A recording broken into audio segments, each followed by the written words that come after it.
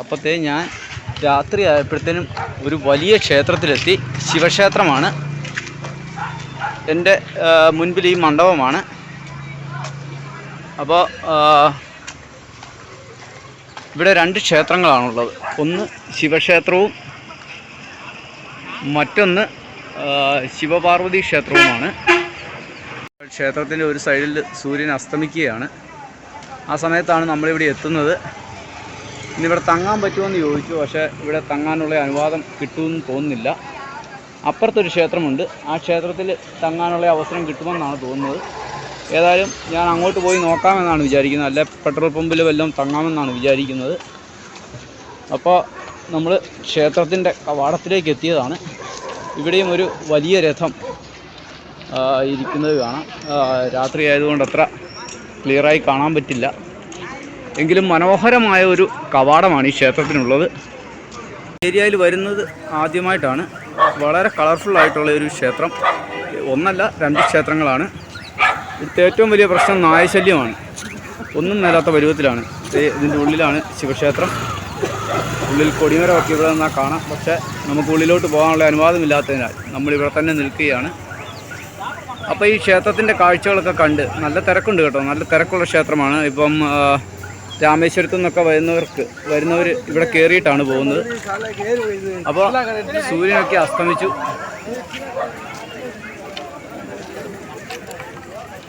അപ്പോൾ നമ്മൾ പതിയെ മുൻപോട്ട് പോവുകയാണ്.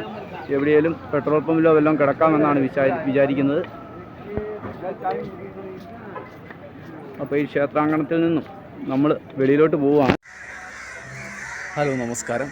ജോപ്പൻ്റെ യാത്രയുടെ പുതിയ അധ്യായത്തിലേക്ക് ഏവർക്കും സ്വാഗതം.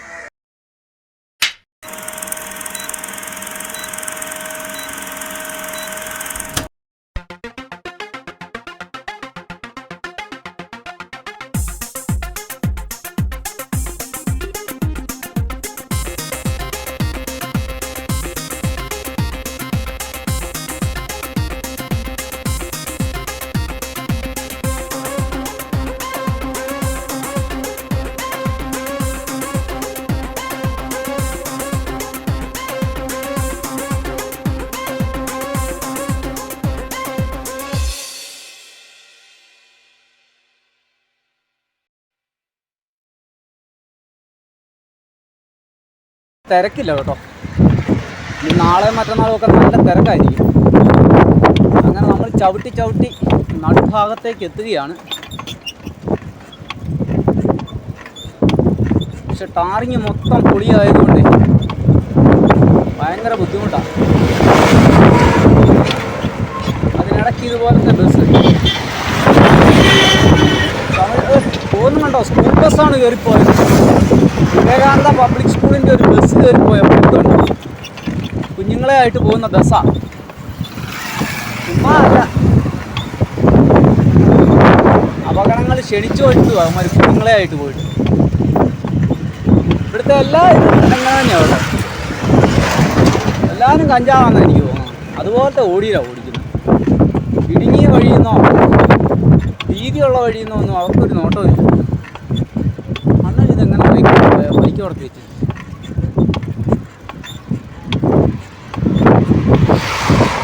ചൂണ്ടയിലാണ്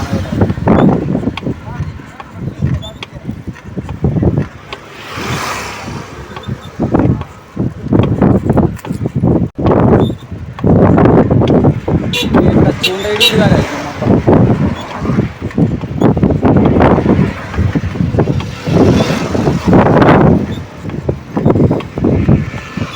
മഹാരാഷ്ട്ര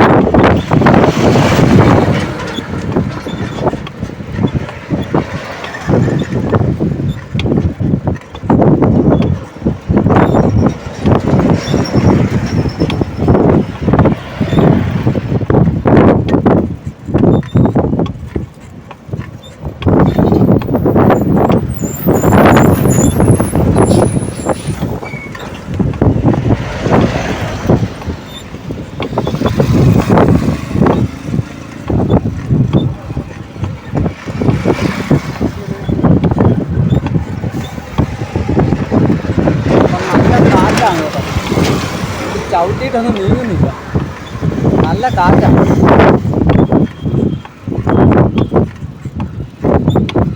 അപ്പോൾ ഏകദേശം നമ്മൾ സെൻറ്ററിലോട്ട് എത്തിയിട്ടുണ്ട്. നല്ല കാറ്റാണ്, നല്ല തണുത്ത കാറ്റ്. വേർത്തത് കൊണ്ട് നല്ല തണുപ്പുണ്ട്, കാറ്റ് നല്ല കാറ്റാണ്.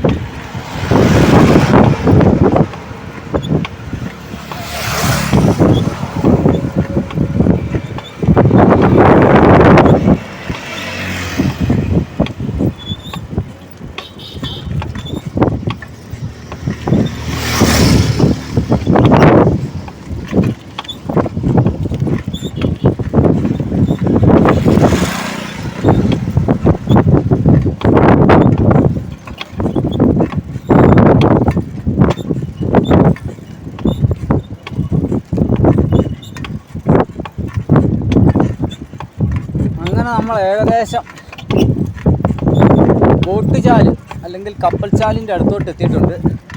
ഈ പാലത്തിന് കുറുകെ നമ്മുടെ ഈ വലിയ പാലത്തിന് അടിയിലൂടെ പോകാൻ പറ്റും. പക്ഷേ റെയിൽവേ ലൈൻ താഴ്ന്നാണ് പോകുന്നത്. കാരണം കാറ്റിൻ്റെ പ്രതിരോധം കാരണം ട്രെയിന് പ്രശ്നം ഉണ്ടാകാതിരിക്കാൻ വേണ്ടി അത് താഴ്ത്തിയാണ് പോകുന്നത്. കാരണം കടലിലെ വെള്ളത്തോട് ചേർന്നുള്ള ഭാഗം ഉയരം കൂടുന്തോറും കാറ്റിൻ്റെ പ്രശ്നം കൂടും. അതുകൊണ്ട് കാറ്റടിക്കാതെ ഉള്ള ഒരു സാഹചര്യത്തിലേക്ക് ട്രെയിനെ കൊണ്ടുവരാനുള്ള പരിപാടിയാണ്. സ്കൂൾ ബസ്സൊക്കെ കയറി ഞാനൊന്ന് ചാറിനോടെ താഴോട്ട്. സ്കൂൾ ബസ് കൊണ്ടുപോകുന്നു, വെള്ള വഴിയേ പോലെ ചേട്ടാ. ഫോണടിക്കുന്നതിനാല് 56 ലൈനൊന്നും ഇല്ലല്ലോ, സിംഗിൾ ലൈനല്ലേ ഉള്ളൂ.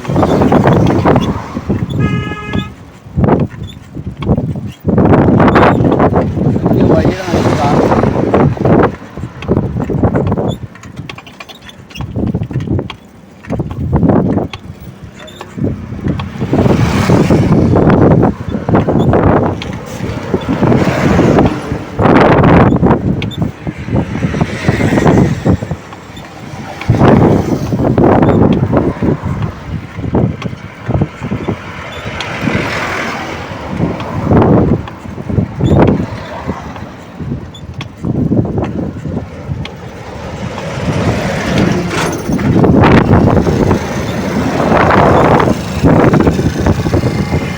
ഇപ്പോഴത്തെ നമ്മൾ ടിക്കറ്റൊക്കെ എടുത്ത് 10 രൂപ ടിക്കറ്റാണ് മണ്ഡപത്തിലേക്കുള്ളത്. അപ്പോൾ ഇവിടെ നിന്നും 6 മണിക്കാണ് ട്രെയിനുള്ളത്.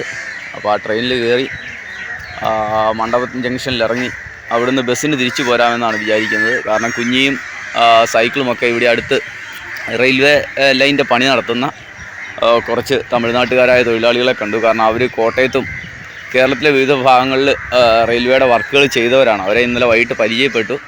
അവരുടെ എവിടെയാണ് കിടന്നത്. അതുകൊണ്ട് നമ്മൾ അതിൽ യാത്ര ചെയ്യാൻ പോവുകയാണ്. അവരുടെ എവിടെ കിടന്നു, അവർ കാര്യങ്ങളൊക്കെ പറഞ്ഞു തന്നു. അപ്പോൾ നമ്മൾ ഇങ്ങോട്ട് വന്ന് രാവിലെ ഇത് ടിക്കറ്റൊക്കെ എടുത്ത് യാത്ര തുടങ്ങുകയാണ്. നേരം വെളുത്ത് വരുന്നേ ഉള്ളൂ കേട്ടോ. അത് കണ്ടോ, നേരം വെളുത്ത് വരുന്നതേ ഉള്ളൂ, ഒന്നും ആയില്ല. ഇനിയുണ്ട് അരമണിക്കൂർ കൂടെ. ഇപ്പം ഞാനുള്ളത് പാമ്പൻ റെയിൽവേ സ്റ്റേഷനിലാണ്. രാവിലെ 5 മണി ആയതേ ഉള്ളൂ. ഇവിടുന്ന് 6 മണിക്കൊരു ട്രെയിനുണ്ട്. നമ്മുടെ പാമ്പൻ പാലത്തിലൂടെ മണ്ഡപത്തിലേക്ക് പോകുന്ന ഒരു ലോക്കൽ ട്രെയിൻ. അത് നമ്മുടെ മധുരയ്ക്ക് പോകുന്ന ട്രെയിനാണ്. അപ്പോൾ ആ ട്രെയിനിൽ പാമ്പൻ പാലത്തിലൂടെ ഒരു യാത്ര ചെയ്യാമെന്നാണ് വിചാരിക്കുന്നത്. അപ്പോൾ ജീവിതത്തിലെ യാത്രയിലെ ഏറ്റവും വലിയ മുഹൂർത്തങ്ങളിലൊന്നാണിത്. ഇതാ നിങ്ങൾക്ക് കാണാം, അങ്ങകലെ വണ്ടികൾ പാമ്പൻ പാലത്തിൻ്റെ അപ്രോച്ച് റോഡിൽ കൂടെ നേരെ താഴോട്ടിറങ്ങി റെയിൽവേ ലൈൻ ക്രോസ് ചെയ്ത് പോകുന്നത് കാണാൻ പറ്റും. ഇവിടുന്ന് പോയി വളഞ്ഞാണ് പാമ്പൻ പാലത്തിലേക്ക് കയറുന്നത്. ഇതിൻ്റെ തൊട്ടപ്പുറം കടലാണ്. ഞാൻ ഈ ബിൽഡിങ്ങൊക്കെ ഇരിക്കുന്നതിൻ്റെ തൊട്ടപ്പുറത്ത് കടലാണ്. അപ്പോൾ നമ്മുടെ ജീവിതത്തിലെ ഒരു അസുലഭ നിമിഷമാണിത്. പാമ്പൻ പാലത്തിലൂടെ ഒരു ട്രെയിനിൽ യാത്ര ചെയ്യുക എന്നുള്ള ആ മഹാസ്വപ്നം സാക്ഷാത്കരിക്കാൻ പോകുന്ന ഒരു അവസരമാണ്. അപ്പോൾ എല്ലാവരും കൂടെ കാണുമല്ലോ അല്ലേ? അപ്പോൾ മറക്കണ്ട, ജോപ്പൻ്റെ യാത്ര എന്ന യൂട്യൂബ് ചാനൽ സബ്സ്ക്രൈബ് ചെയ്യാനും ലൈക്ക് ചെയ്യാനും കമൻ്റ് ഇടാനും നിങ്ങളാരും മറക്കണ്ട. അപ്പോൾ ട്രെയിൻ വരുന്നുണ്ട്, നേരം വെളുത്ത് വരുന്നതേ ഉള്ളൂ.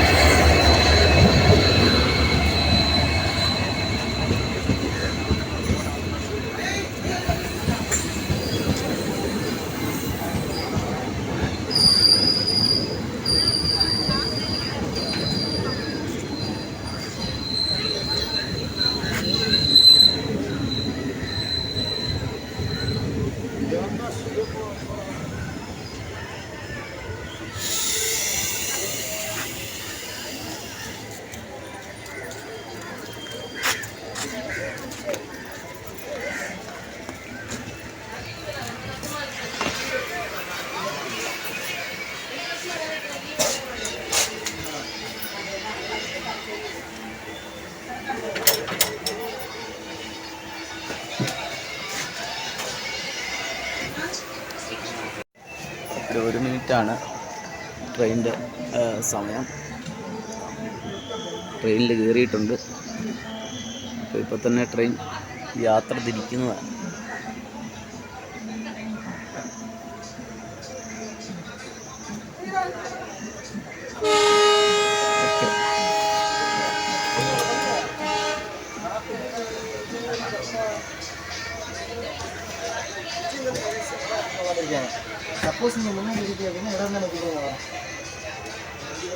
അപ്പോഴത്തെ പാമ്പനിൽ നിന്ന് ട്രെയിൻ യാത്ര സ്റ്റാർട്ട് ചെയ്തിട്ടുണ്ട്.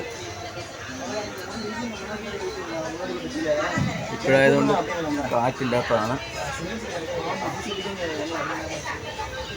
കാറ്റില്ലാത്തതുകൊണ്ട് വലിയ കുഴപ്പമില്ല. രാവിലത്തെ യാത്രയിൽ അങ്ങനെ ഒരു ഗുണമുണ്ട്.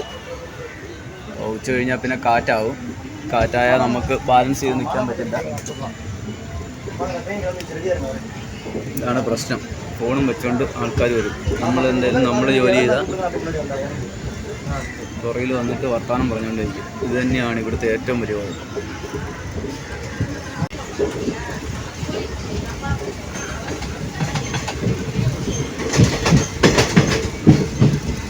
അപ്പോൾ നമ്മൾ പാലത്തിലേക്ക് കയറാൻ പോകും. അവിടുത്തെ ലെവൽ ക്രോസിങ് കഴിഞ്ഞു. ഇപ്പോൾ പാലത്തിലൂടെ നമ്മൾ കയറുകയാണ്. ഇതാ നമ്മുടെ റോഡിൻ്റെ പാമ്പൻ പാലമാണ് ആ കാണുന്നത്. അതിനെ ക്രോസ് ചെയ്ത് നമ്മൾ റെയിൽവേ ലൈനിലൂടെ അകത്തേക്ക് പോവുകയാണ്. ഇതാ നമ്മൾ പാലത്തിലേക്ക്, കടലിൻ്റെ മുകളിലേക്ക് കയറി കാഴ്ച.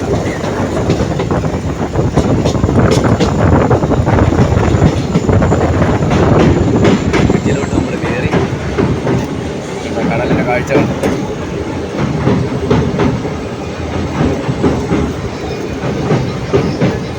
പഴയ പാലമാണ് ഇതിൻ്റെ രണ്ടാമത് കാണുന്നത്.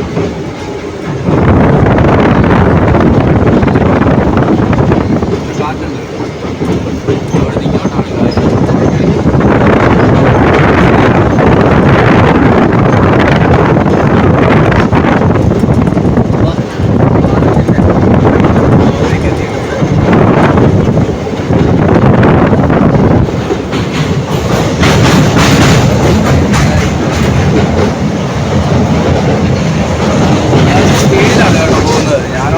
പതിയെ പോകുന്നതെന്ന് വിചാരിച്ചാൽ. ഇപ്പം പഴയ ലൈനിലൂടെ പതിയായിരുന്നു പോയിക്കൊണ്ടിരുന്നത്. ഇപ്പം അത്യാവശ്യം സ്പീഡിലാണ് പോകുന്നത്.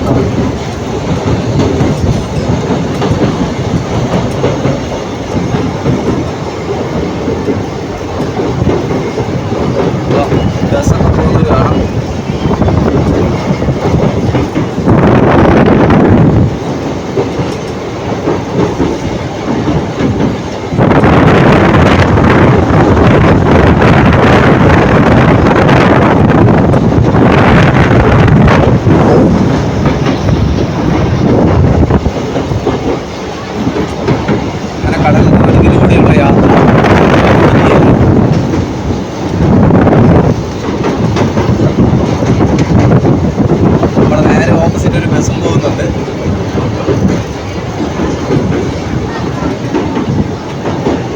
അങ്ങനെ ജീവിതത്തിലെ ഒരു വലിയ ആഗ്രഹം ഇന്ന് സാധിച്ചിരിക്കുകയാണ്.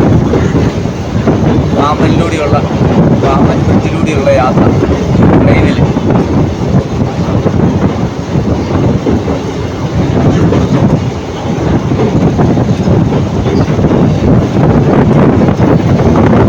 സെൻട്രൽ കാണുന്ന ചെറിയ തൂണുകളാണ്, അത് പഴയ പാലത്തിൻ്റെയാണ്.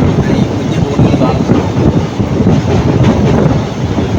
ഈ തകർന്നു കിടക്കുന്ന പഴയ പാലമാണ്. പണ്ട് ധനുഷ്കോടിയിലേക്കുള്ള പാലത്തിൻ്റെ ആ തകർന്ന ഭാഗങ്ങളാണ് എല്ലാം ഈ രണ്ട് പാലങ്ങളും മുന്നിൽ കാണുന്നത്.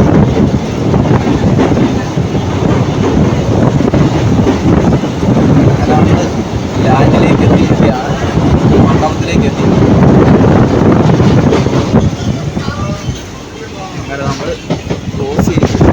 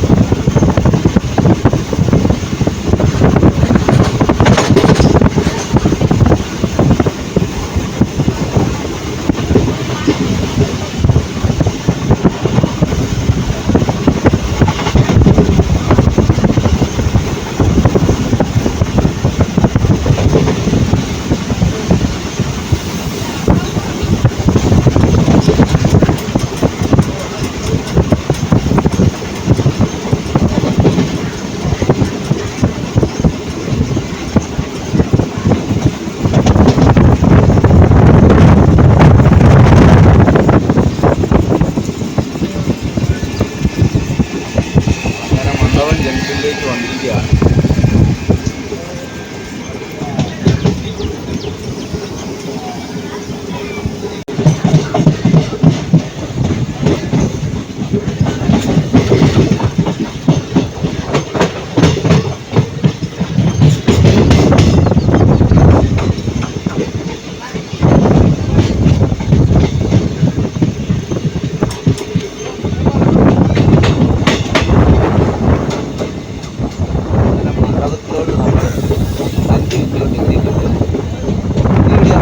ബസ്സിൽ കയറുക, നേരെ തിരിച്ചു പോവുക.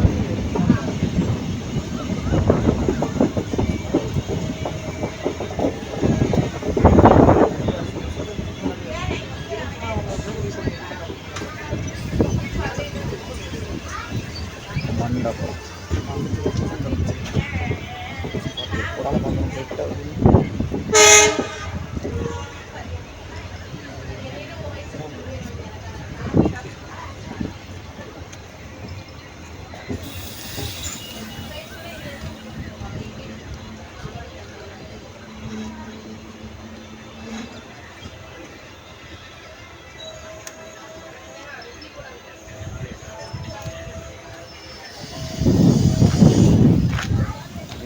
ജീവിതത്തിലെ വലിയൊരു ആഗ്രഹം സാധിച്ചിരിക്കുകയാണ്. അപ്പം നമ്മൾ നേരെ ക്രോസ് ചെയ്ത് ഇറങ്ങി. ബസ് അപ്പുറത്തെ സൈഡിലാണ് ബസ് വരുന്നത്. അവിടെ പോയിട്ട് നേരെ യാത്ര തിരിക്കുകയാണ് തിരിച്ച് പാമ്പനിലേക്ക്.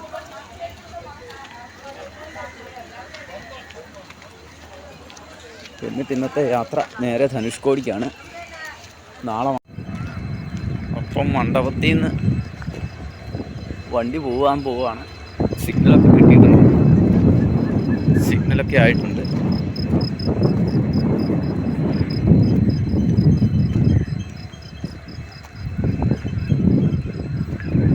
ഉപ്പുവെള്ളമാണ്.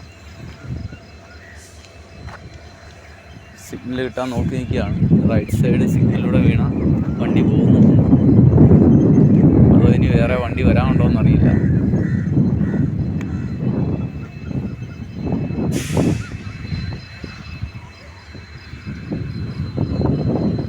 അപ്പോൾ ഈ ലോക്കൽ ട്രെയിനിലാണ് ഞാൻ വന്നത്. അതായത് 5:59 അവിടെ വണ്ടി വരുന്നത്, നമ്മുടെ പാമ്പനിൽ വരുന്നത്. അവിടുന്ന് 6 മണിക്ക് വണ്ടി ഇങ്ങോട്ട് തിരിക്കും. അതാണ് ഇവിടുത്തെ ഒരു രീതി.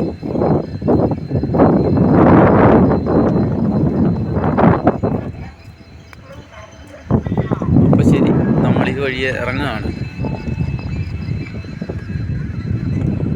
വണ്ടി പോകാനുള്ള ടൈം കൊടുത്താൽ നമുക്ക് മറ്റു പല കാര്യങ്ങളും ഇന്ന് കാണാൻ പറ്റില്ല. ഇതുവരെ സിഗ്നൽ റെഡി ആയിട്ടില്ല. പച്ച സിഗ്നൽ കിടപ്പുണ്ട്. അപ്പുറത്തെ സൈഡിലെ സിഗ്നൽ റെഡിയാവണം എന്നാണ് എനിക്ക് തോന്നുന്നത്.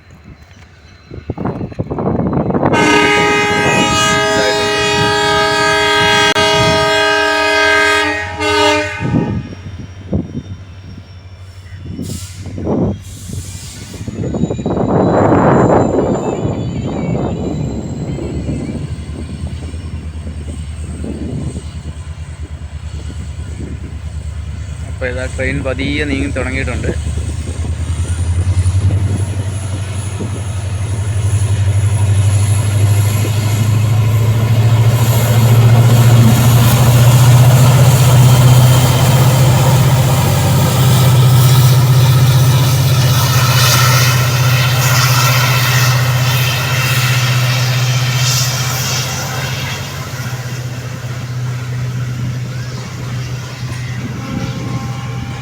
അങ്ങനെ നമ്മളെ ഇറക്കി വിട്ട ശേഷം ട്രെയിൻ മധുരയ്ക്ക് യാത്ര തിരിക്കുകയാണ്.